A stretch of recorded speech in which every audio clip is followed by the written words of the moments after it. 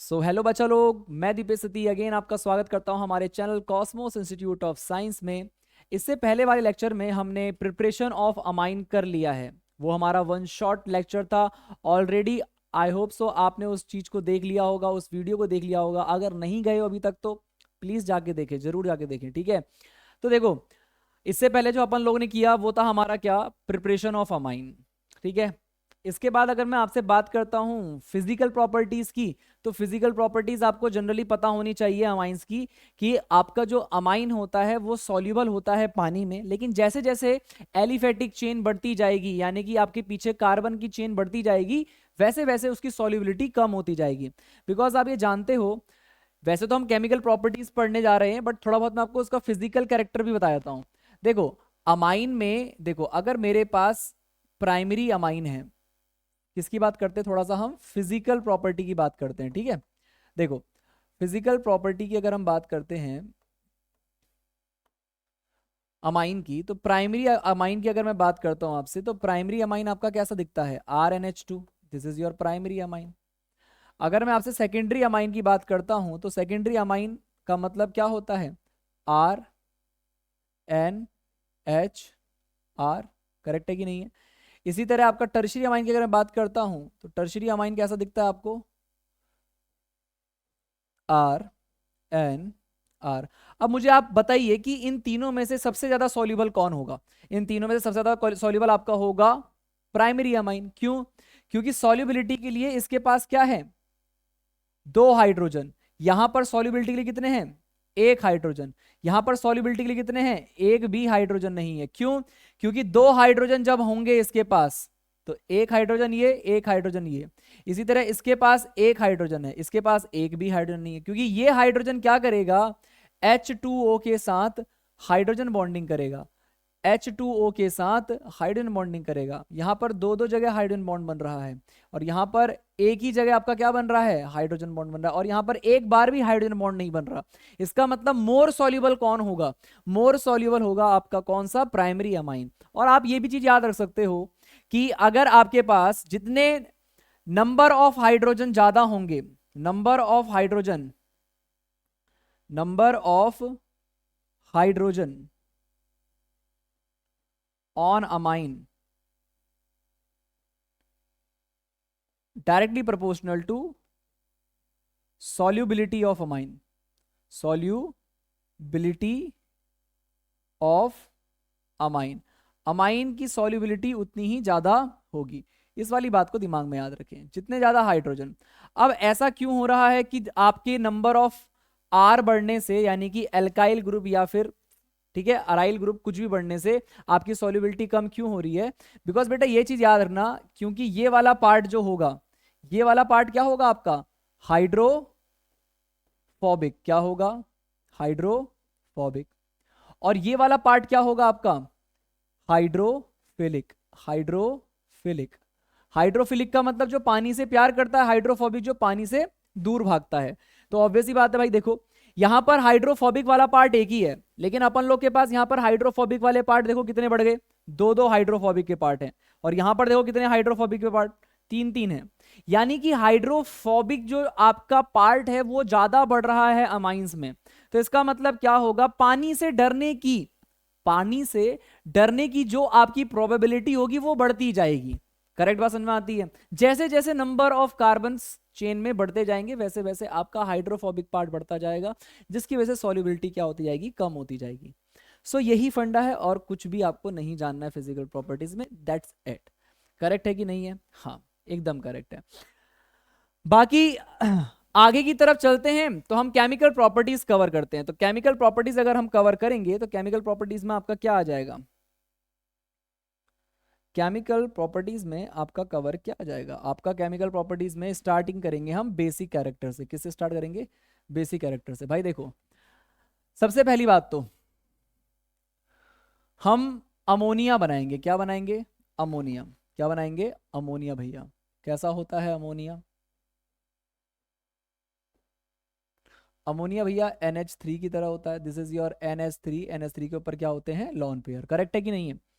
अब ये जो अमोनिया है, ये अमोनिया कैसा काम करता है, लुईस बेस की तरह। किसकी तरह काम करता है, लुईस बेस की तरह काम करता है। क्यों? क्योंकि आपने पढ़ा होगा केमिकल इक्विलिब्रियम में जिनके पास आपके लॉन पेयर होते हैं वो इलेक्ट्रॉन क्या करेंगे? डोनेट करेंगे। अगर वो इलेक्ट्रॉन डोनेट करेंगे तो इसका मतलब क्या हो जाएगा आपका? वो एज अ बेस काम करेंगे, क्योंकि जो इलेक्ट्रॉन डोनेट करते हैं वो एज अ लुईस बेस काम करते हैं, जो इलेक्ट्रॉन एक्सेप्ट करते हैं वो एज अ लुईस एसिड काम करते हैं। तो अमोनिया यहाँ पर कैसा काम कर रहा है? लुईस बेस की तरह काम कर रहा है। करेक्ट है कि नहीं है? अब इसका बेसिक कैरेक्टर बढ़ना या ना बढ़ना किस बात पे डिपेंड करता है कि इस NH3 के पीछे कौन सा ग्रुप लगा हुआ है। करेक्ट है कि नहीं है? हाँ, तो भाई देखो, हम जानते हैं कि हम अमोनिया तो नहीं पढ़ रहे, हम क्या पढ़ रहे हैं? आपका अमाइन पढ़ रहे हैं, और अमोनिया से ही हमें क्या मिलता है? अमाइन मिलता है। प्रिपरेशन में जाओगे तो अमोनोलिसिस आपको मिल जाएगा। देखो ये आपका क्या है? RNH2। ये क्या है आपका? RNH2। तो देखो भाई, सिंपल सी कहानी बात ये है, अगर मेरे पास कोई एक ऐसा ग्रुप लगा हुआ है NH2 के पीछे जो क्या कर रहा है? इलेक्ट्रॉन डोनेट कर रहा है, यानी कि कैसा ग्रुप है? इलेक्ट्रॉन डोनेटिंग ग्रुप है। तो वो क्या करेगा? नाइट्रोजन को इलेक्ट्रॉन डोनेट करेगा। करेक्ट है? तो नाइट्रोजन पे अवेलेबिलिटी ऑफ इलेक्ट्रॉन्स क्या हो जाएंगी? बढ़ जाएंगी। करेक्ट है? हाँ। तो यहां पर अगर ये कोई ऑब्वियसली बात है, फिलहाल तो मैं ये अल्काइल की चेन ले रहा हूं। ये कौन सा ग्रुप है आपका? अल्काइल ग्रुप है। कौन सा ग्रुप है? अल्काइल ग्रुप है। ये अल्काइल ग्रुप क्या करेगा? इलेक्ट्रॉन को डोनेट करेगा और इलेक्ट्रॉन की डेंसिटी को बढ़ाएगा। इलेक्ट्रॉन डेंसिटी को बढ़ाएगा, ठीक है, इंक्रीज करेगा। कहां पर? On nitrogen atom.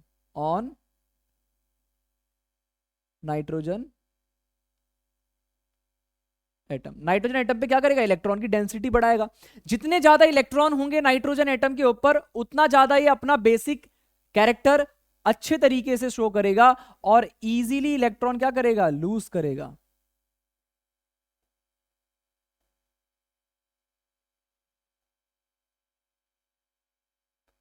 It's electron easily, lose its electron easily.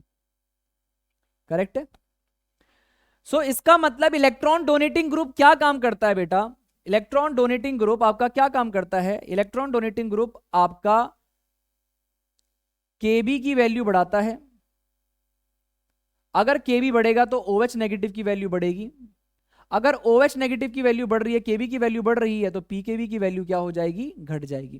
क्योंकि आप ये जानते हो कि log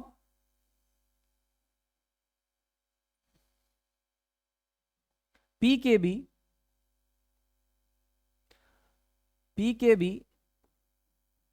is equals to minus of log Kb। Correct है?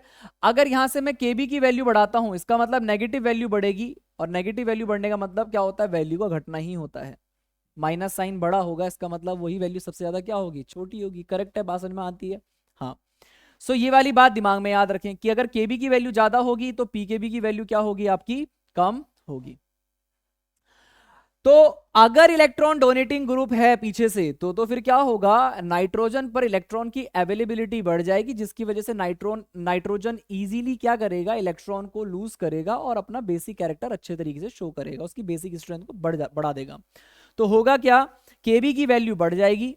Kb की वैल्यू बढ़ेगी तो OH नेगेटिव की वैल्यू बढ़ेगी, और OH नेगेटिव वैल्यू pKb की वैल्यू घट जाएगी। भैया इसको समझा सकते हो किसी तरीके से? हाँ देखो भाई, आ जाओ। अब यहां पर मेरे पास क्या है? मेरे पास यहां पर मान के चलो ये है R और ये है आपका NH2 अमाइन। RNH2 इसको मैंने किसकी प्रेजेंस में रखा? पानी की प्रेजेंस में रखा, तो आपका क्या बन जाएगा? RNH3 positive. ठीक है? H2O में से H पॉजिटिव, क्योंकि आप ये जानते हो H2O कैसा दिखाई देगा? H2O आपका ऐसा दिखाई देगा, H पॉजिटिव और OH नेगेटिव। और आप ये जानते हो कि नाइट्रोजन के पास अगर लॉन पेयर है तो वो क्या करेगा? अपने लॉन पेयर इस H पॉजिटिव को दे देगा और क्या बन जाएगा? NH3 पॉजिटिव बन जाएगा और OH नेगेटिव रिलीज हो जाएगा।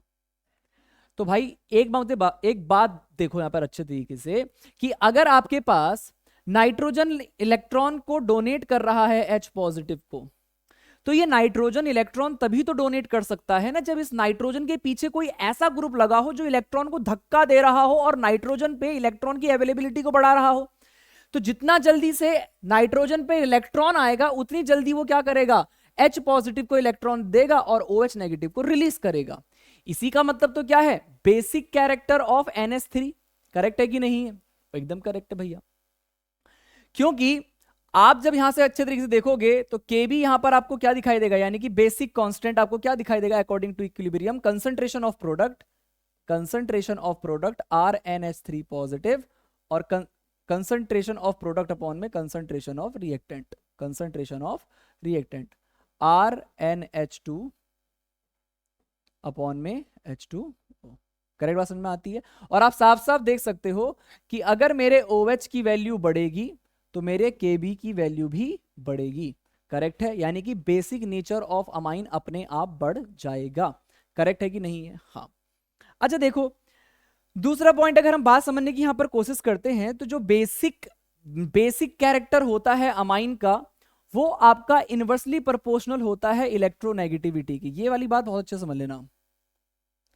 Basic character of amine inversely proportional होता है किसके, इलेक्ट्रोनेगेटिविटी के, इलेक्ट्रोनेगेटिविटी के। कैसे भैया? जैसे मान के लो मेरे पास एक अमाइन ये है, ब्यूटेन अमाइन, ठीक है, डबल बॉन्ड आ गया यहां पर। करेक्ट है। सो आपका सबसे ज्यादा बेसिक नेचर किसका होगा, इसका होगा, और इसका सबसे कम होगा। ऐसा क्यों भैया? क्योंकि इसकी इलेक्ट्रोनेगेटिविटी बढ़ जाएगी तो ये इलेक्ट्रॉन को अपनी तरफ खींचेगा। अगर ये अपनी तरफ खींचेगा तो नाइट्रोजन पर अवेलेबिलिटी ऑफ इलेक्ट्रॉन क्या हो जाएगी आपकी, कम हो जाएगी। लेकिन यहां पर क्या है, यहां पर अल्केन है, इसकी इलेक्ट्रोनेगेटिविटी वैसे भी ज्यादा नहीं होती। आप जानते हो कि आपका जो अल्काइन होता है उसका S परसेंटेज कैरेक्टर बहुत ज्यादा होता है, और आपने पढ़ा हुआ है कि S परसेंटेज कैरेक्टर जितना ज्यादा होता है, यानी कि S कैरेक्टर जितना ज्यादा होता है उतनी ज्यादा इलेक्ट्रोनेगेटिविटी होती है। तो अल्काइन की इलेक्ट्रोनेगेटिविटी ज्यादा होगी तो वो नाइट्रोजन से इलेक्ट्रॉन को अपनी तरफ खींचेगा। जब वो अपनी तरफ अट्रैक्ट करेगा इलेक्ट्रॉन को तो ऑब्वियस सी बात है नाइट्रोजन पर अवेलेबिलिटी ऑफ इलेक्ट्रॉन्स जो क्या होगा वो कम हो जाएगा, और इसकी वजह से वो अपना बेसिक कैरेक्टर इतना अच्छे तरीके से शो नहीं कर सकता। करेक्ट है? हाँ। ये तो हमने बात करी किस बारे में, कि बेसिक कैरेक्टर अच्छे तरीके से कैसे शो कर सकता है। इसी तरीके से मान के चलो कि मेरे पास एक आपका क्या हो जाएगा, बेंजीन की रिंग। करेक्ट है, यानी कि एनिलिन, और मेरे पास एक है आपका साइक्लोहेक्सेन, वन पे आपका अमीनो, वन अमीनो साइक्लोहेक्सेन की अगर हम बात करते हैं, ठीक है। तो अगर यहां पर आप चेक करोगे तो इन दोनों में से बेसिक कैरेक्टर किसका ज्यादा होगा, ऑब्वियसली इसका ज्यादा होगा। क्यों भैया? क्योंकि ये वाला कार्बन कैसा कार्बन है, ये वाला कार्बन आपका sp2 हाइब्रिडाइज्ड है। ये वाला कार्बन कैसा है भैया, ये वाला कार्बन आपका sp3 हाइब्रिडाइज्ड है। sp2 की इलेक्ट्रोनेगेटिविटी क्या होती है, ज्यादा होती है, और इसकी इलेक्ट्रोनेगेटिविटी क्या होती है, कम होती है। और ऑब्वियस सी बात है यहां पर इलेक्ट्रॉन्स क्या हो जाएंगे आपके रेजोनेंस में बिजी हो जाएंगे, ये डोनेट करना स्टार्ट कर देगा। तो जब ये इलेक्ट्रॉन को रेजोनेंस में ही बिजी कर देगा तो इलेक्ट्रॉन देगा किसको भाई? सही बात है कि नहीं है? एकदम करेक्ट है। चलो अब समझते हैं, आगे की तरफ चलते हैं। तो मैं आपको और भी अच्छी चीजें बताता हूं इस बारे में कि आपका जो बेसिक कैरेक्टर ऑफ अमाइन है वो कुछ बातों पे डिपेंड करता है, कुछ फैक्टर्स पे डिपेंड करता है। करेक्ट है कि नहीं है? जैसे कि सॉल्वेशन, स्टेरिक हिंड्रेंस। करेक्ट है कि नहीं है? किस फेस में है अमाइन, सबसे बड़ा मुद्दा ये होता है कि अमाइन है किस फेस में। देखो गैसियस फेस की अगर हम बात करते हैं देखो मैं यहां पर आपको किसकी बात कर रहा हूं, बेसिक स्ट्रेंथ की बात कर रहा हूं। किसकी बात कर रहा हूं? बेसिक स्ट्रेंथ की बात कर रहा हूं। बेसिक स्ट्रेंथ भी कह सकते हो, बेसिक कैरेक्टर भी कह सकते हो। बेसिक स्ट्रेंथ ऑफ अमाइन, इन कौन से फेस में? गैसियस फेस में। कौन से फेस में? गैसियस फेज में। तो गैसियस फेज में अमाइन की बेसिक स्ट्रेंथ क्या होती है? तो देखो सिंपल सी कहानी यहां पर एक बात समझ में आती है कि अगर मेरा अमाइन, इसको हम समझते हैं किस एग्जाम्पल से, आप एक ले लीजिए नॉर्मल अमोनिया और एक ले लो आप अल्काइल अमाइन। ठीक है, तो मेरे पास क्या है, अमोनिया NH3 लॉन पेयर, और मेरे पास है दूसरा अल्काइल अमाइन, इसमें आप कोई सा भी आप अल्काइल अमाइन ले सकते हो RNH2। विद प्रोटॉन के साथ इसका हम क्या कराते हैं, रिएक्शन कराते हैं। तो देखो यहां पर आपका क्या है, H पॉजिटिव, और यहां पर क्या हो जाएगा, H पॉजिटिव, करेक्ट है। तो होगा क्या, यहां पर ये इलेक्ट्रॉन इसको डोनेट करेगा और ये भी अपना लॉन पेयर इसको क्या करेगा, डोनेट करेगा, क्योंकि भैया H पॉजिटिव तो क्या है आपका, लाचार बेसहारा, एक भी इलेक्ट्रॉन नहीं है, स्टेबिलिटी चाहता है। तो NH3 क्या बन जाएगा, अमोनियम बन जाएगा, क्या बन जाएगा, NH4 पॉजिटिव बन जाएगा, NH4 पॉजिटिव बन जाएगा। इसी तरह यहां पर RNH2 से क्या बन जाएगा, RNH3 पॉजिटिव बन जाएगा। अब मुझे एक बात बताओ, ये नाइट्रोजन पर जो पॉजिटिव चार्ज आया है, ये जितना ज्यादा स्टेबल होगा उतना ज्यादा इसका बेसिक नेचर बहुत अच्छा होगा, करेक्ट है कि नहीं है? क्यों? क्योंकि आप ये जानते हो कि किसी भी स्पीसीज में अगर चार्ज बहुत ज्यादा होगा तो इसका मतलब क्या हो जाएगा, वो अनस्टेबल हो जाएगा। यानी कि उस चार्ज को, अगर वो पॉजिटिव है तो उसको नेगेटिव चाहिए, अगर वो नेगेटिव है तो उसको पॉजिटिव चाहिए, ऑब्वियस सी बात है। यानी कि इस पॉजिटिव को कहीं ना कहीं से कोई नेगेटिव इलेक्ट्रॉन देने वाला मिल जाए तो ये स्टेबल हो जाए। अगर ये स्टेबल हो जाए तो अपना बेसिक कैरेक्टर बहुत अच्छे से शो करेगा। तो अब इन दोनों में से ज्यादा बेसिक कौन है, इन दोनों में से ज्यादा बेसिक है आपका ये अल्काइल के साथ जो आपका ये अमोनियम आयन बना हुआ है ना, ये आपका बहुत ज्यादा बेसिक होगा। क्यों बेसिक होगा, क्योंकि ये इलेक्ट्रॉन डोनेट करेगा, और पॉजिटिव को चाहिए क्या होता है, नेगेटिव तो चाहिए होता है। ये इलेक्ट्रॉन डोनेट कर रहा है और इसको ये क्या कर रहा है, स्टेबल कर रहा है। ये क्या कर रहा है, स्टेबल कर रहा है। अच्छा ये तो एक ही आर है, मान के चलो इसके ऊपर अभी और 2 आर आ गए, मतलब ये तो प्राइमरी अमाइन हो गया, ठीक है। अगर मैं इसकी बात करता हूं किसकी, सेकेंडरी अमाइन की, तो मैं यहाँ पर सीधा सीधा बना देते हैं ना। यहाँ पे मान के लो मेरे पास क्या है, आर एन आर और H2, और यहां पर क्या हो जाएगा आपका, मतलब H2 का मतलब नाइट्रोजन पे ही दोनों H लगे और नाइट्रोजन पॉजिटिव आ गया। और ऐसा कर लो, एक R ये, एक N ये, R R और H और पॉजिटिव, करेक्ट है कि नहीं है? तो यहां पर होगा क्या, यहां पर देखो 3 R डोनेट करने के लिए हैं, यहां पर कितने एल्काइल ग्रुप में डोनेट करने के लिए, 2 ही एल्काइल ग्रुप में डोनेट करने के लिए। यानी कि सबसे ज्यादा स्टेबल कौन सा वाला कैटायन सबसे ज्यादा स्टेबल होगा, ये वाला। जितनी ज्यादा स्टेबिलिटी उसका बेसिक नेचर उतना ही ज्यादा होगा, वो उतना ही इजीली इलेक्ट्रॉन लूज करेगा। अगर इसके पीछे ये भी NH3 है, अगर यहां पर R लगा हुआ है, एक एल्काइल ग्रुप है, फिर एक और एल्काइल सब्स्टिट्यूटेड अमाइन आ जाएगा जो कि सेकेंडरी होगा, फिर उसके बाद टर्शरी एल्काइल सब्स्टिट्यूटेड अमाइन आएगा, जिसमें क्या हो जाएगा, अल्काइल ग्रुप बढ़ते जाएंगे और इलेक्ट्रॉन डोनेटिंग की पावर भी क्या होती है, बढ़ती जाएगी। नाइट्रोजन पर इलेक्ट्रॉन की अवेलेबिलिटी बढ़ती जाएगी, जिसकी वजह से वो बेसिक इस कैरेक्टर को बहुत अच्छे से शो करेगा। यानी कि सबसे ज्यादा जो बहुत अच्छा बेसिक नेचर शो करेगा वो कौन सा होगा, टर्शरी। कौन सा अमाइन, टर्शरी अमाइन। तो ये याद रखना, गैसियस फेस में टर्शरी अमाइन की बेसिक कैरेक्टर बहुत ज्यादा होता है, सेकेंडरी उससे कम और प्राइमरी उससे कम। अब लेकिन अगर हम क्या करते हैं, पानी में लेके चलते हैं, चलो अब इसको क्या करते हैं, अमाइन को पानी में लेके चलते हैं। तो भाई इन एक्वस फेस बात करते हैं, किसमें बात करते हैं, in aqueous face, in aqueous face. तो एक्वस फेस की अगर हम बात करते हैं तो भाई एक्वस फेस में भी बहुत सिंपल है, कोई ज्यादा बड़ी बात नहीं है। होता क्या है यहां पर कि मेरे पास जो NH3 आपके पास है, यहां पर वो NH3 आपका पॉजिटिव, अगर आपके NH3 के पास, अगर मैं NH4 पॉजिटिव की बात करता हूं, किसकी बात करता हूं, NH4 पॉजिटिव की बात करता हूं, तो NH4 पॉजिटिव की बात करते हैं। मान के लो मैं इसकी बात कर लेता हूं, NH3 पॉजिटिव की बात करते हैं, किसकी बात करते हैं, NH3 की पॉजिटिव की बात करते हैं, RH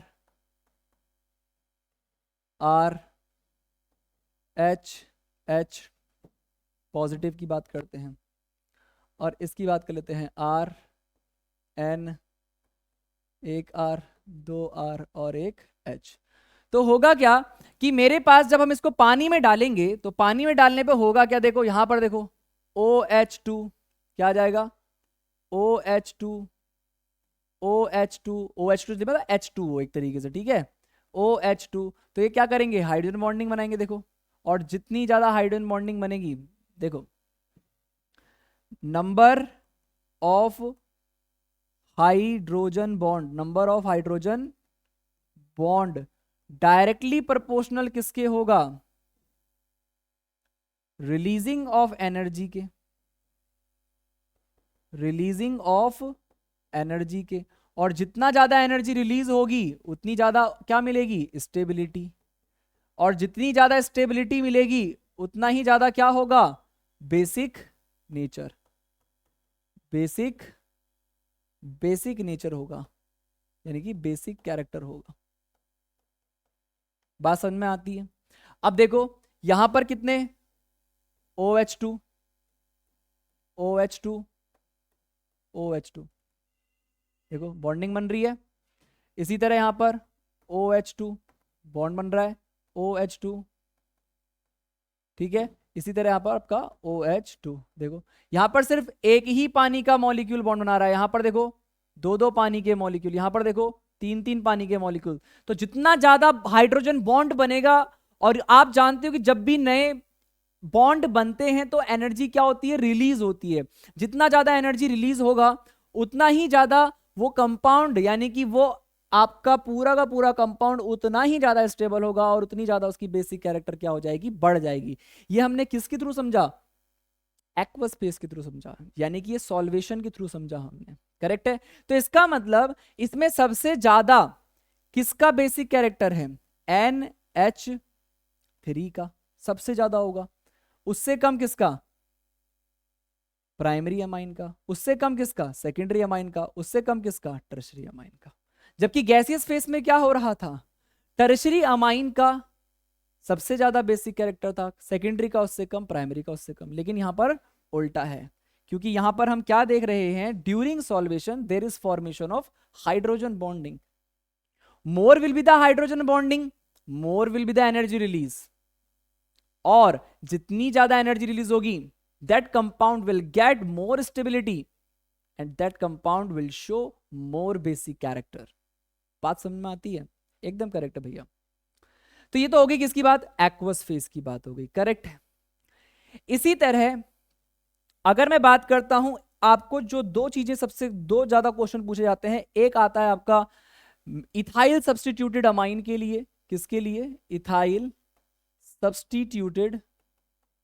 सब्स्टिट्यूटेड अमाइन के लिए, किस फेज में, वही आपका एक्वस फेज में, किस फेज में, एक्वस फेज में। और एक आता है आपका क्या, मिथाइल सब्स्टिट्यूटेड अमाइन के लिए, मिथाइल सब्स्टिट्यूटेड अमाइन के लिए। इन दोनों अमाइन के लिए एक्वस फेज में क्या ऑर्डर होता है, कौन सा अमाइन का बेसिक कैरेक्टर, बेसिक कैरेक्टर किसकी बात कर रहे हैं, बेसिक कैरेक्टर की बात कर रहे हैं in aqueous phase. Ethyl substitute amine का ट्रिक क्या याद रखोगे, 231 याद रखोगे। इसका क्या याद रखोगे, मिथाइल अमाइन का 213 याद रखोगे। 231 का मतलब बेटा क्या होता है, सेकेंडरी अमाइन की सबसे ज्यादा बेसिक स्ट्रेंथ होगी, टर्शरी की उससे कम, प्राइमरी की उससे कम। और 213 का मतलब क्या होता है कि सेकेंडरी की सबसे ज्यादा होगी, प्राइमरी की उससे कम, और टर्शरी की उससे कम। यानी कि एक्वस फेज में मिथाइल सब्स्टिट्यूटेड अमाइन का ऑर्डर ये होता है बेसिक कैरेक्टर में, और इथाइल सब्स्टिट्यूटेड अमाइन का ऑर्डर ये होता है किसमें, आपका एक्वस फेज में। ये आपको बिल्कुल भी नहीं भूलना है। सो ये जो आपका था, ये केमिकल प्रॉपर्टीज के अंदर ही सारा इंक्लूडेड है, पूरा का पूरा आपका पार्ट। बात समझ में आती है। इसके बिहाफ पर आपके उसमें एक क्वेश्चन है एनसीईआरटी का, आप ये क्वेश्चन देख सकते हो। देखो ये क्वेश्चन क्या कहता है आपसे, देखो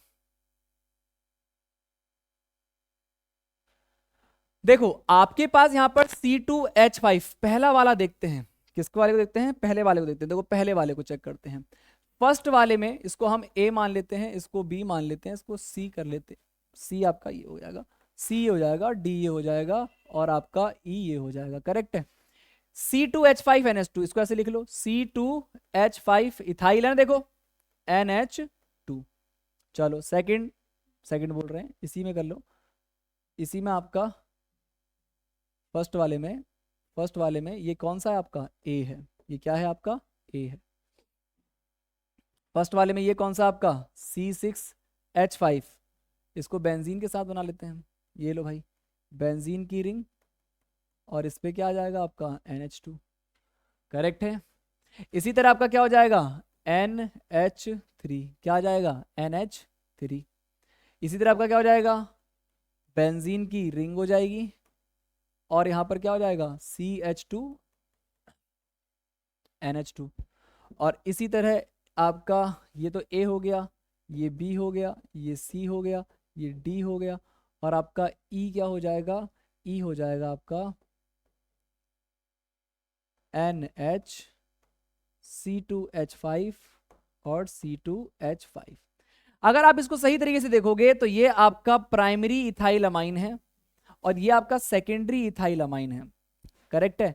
तो सबसे पहली बात तो हम इथाइल अमाइन को देखेंगे, बाकी तो अभी हम किसी को देख ही नहीं सकते हैं। सबसे हमें क्या बताना है, इंक्रीजिंग ऑर्डर में बताना है। तो इंक्रीजिंग ऑर्डर में सबसे ज्यादा सेकेंडरी वाला आपका आगे आएगा। अगर आपको फेज नहीं लिखा तो आपको एक्वस फेज ही मान के चलना है, याद रखना इस चीज को। ई क्योंकि सेकेंडरी इथाइल अमाइन है, सबसे ज्यादा होगा, प्राइमरी उससे कम, एंड NH3, ठीक है, NH3 उससे कम। ई के बाद कौन आएगा आपका ए के बाद कौन आएगा आपका सी से कम बेसिक नेचर किसका होगा। अब ये देखो यहां पर आपका एनिलिन है, लेकिन यहां पर NH2 डायरेक्टली आपका बेंजीन की रिंग से अटैच्ड नहीं है। तो इसका मतलब कहीं ना कहीं आपके पास ये बीच में कौन सा ग्रुप लगा हुआ है, इलेक्ट्रॉन डोनेटिंग ग्रुप है, और वो इसकी ये सहायता करेगा इलेक्ट्रॉन को डोनेट करने में। तो इसका मतलब इसका बेसिक कैरेक्टर क्या होगा, ज्यादा होगा। तो डी उसका ज्यादा, सबसे कम किसका हो जाएगा आपका बी, करेक्ट है।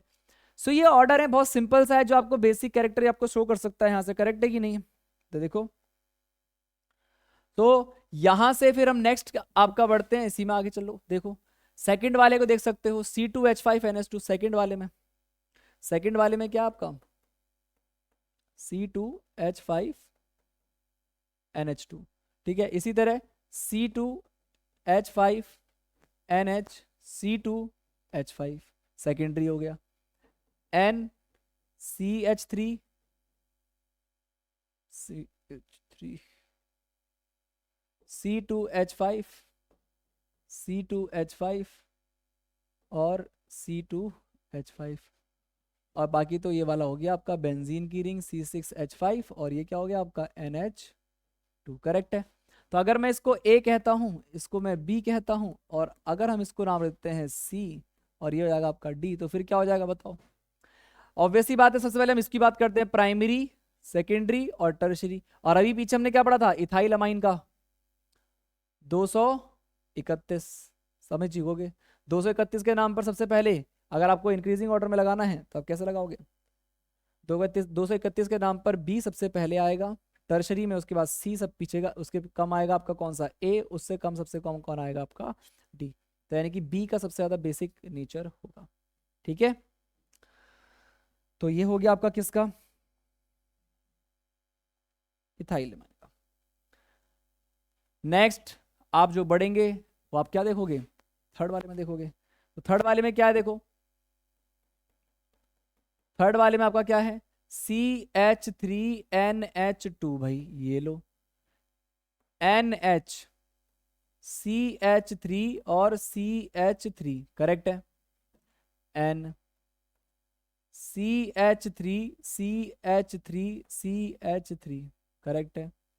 इसी तरह बेंजीन की रिंग हो गई और NH2 हो गया, और ये बेंजीन की रिंग हो गई, और ये क्या हो गया आपका CH2NH2 हो गया। तो इसका मतलब अगर ये मेरा A है, ये मेरा B है, ये मेरा C है, ये मेरा D है, और ये मेरा E है, तो इन सब में से सबसे ज्यादा बेसिक स्ट्रेंथ किसकी ज्यादा होगी। अब यहाँ पर मिथाइल का केस आ गया, देखो सारे में मिथाइल लगा ना, ये प्राइमरी है, ये सेकेंडरी है, और ये टर्शरी है। तो टर्शरी में हमने क्या पढ़ा था, 213।